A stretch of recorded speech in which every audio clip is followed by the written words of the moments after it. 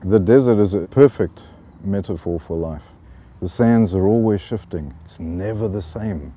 If you had to try and name one particular sand dune and give it a name as we do a mountain, the next day it's not there, which is just like life. It is so important to understand the difference. Lengthen Your Stride is the trade name of the journeys that we do in Egypt. We run short and medium and long-term journeys through the desert for executives, for teams, to learn about the environment, to learn about different cultures, to learn about water, the value of resources. Our main message is life is not about getting to the top of the mountain.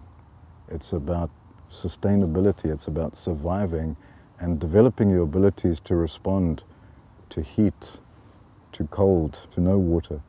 So it serves as a very, very good example and metaphor for life. Growing up in Africa, water has always been a priority because it's been a scarce resource.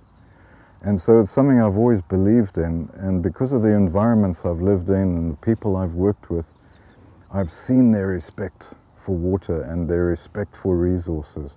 But as far as the whole green movement, we focused on peak oil, but I really believe we have peak water. We have a serious water problem that we are facing around the world, and it's our aim to try and raise that level of awareness with people. The green movement in the early 80s was very green, not as it is today. It was very wet behind the ears, and I backed into the green industry. I started a business in South Africa, and we were recycling the mineral mining waste from the alluvial diamond diggings in Namibia, which was then Southwest Africa. We recycled those and turned them into architectural finishes. In fact, that was one of the reasons I was asked to run industry and environmental workshops in Rio in '92 at the Earth Summit. It was amazing to just be surrounded with 40,000 of these Captain Planets coming to save the world. And we were driving around in air-conditioned limoed vehicles.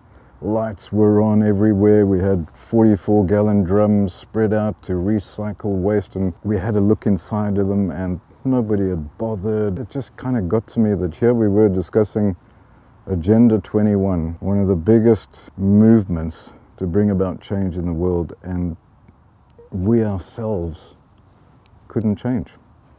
And I thought, there we were discussing sustainable development and sustainability, but we weren't accepting responsibility for our own actions. And that's when I came up with the idea of responsibility being the cause and sustainability being the effect. And then I thought of Viktor Frankl's expression of responsibility is that we just have that ability to choose our response to whatever challenges we face. And that's when I formed the Response-Ability Alliance, joining these people together whereby we could work on trying to raise people's ability to respond to the challenges of the 21st century. The definition between responsibility and sustainability, for me, it's very clear. That's why we just focus on that as a cause to try and achieve this elusive goal called sustainability. Walking through a desert is a far better metaphor of life and success in business than climbing to the top of mountains. There are times where you can hear your blood pulsing in your body. It is that quiet within a Sinai. We travel with a satellite phone for emergency, for health and safety reasons, etc.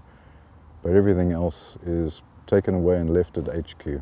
We communicate with each other by writing in the sand, and all the time we're reinforcing Bedouin wisdom. To sum that up, a Bedouin saying that answers that beautifully is, of all the bad things that happen to you in your life, write them in the sand.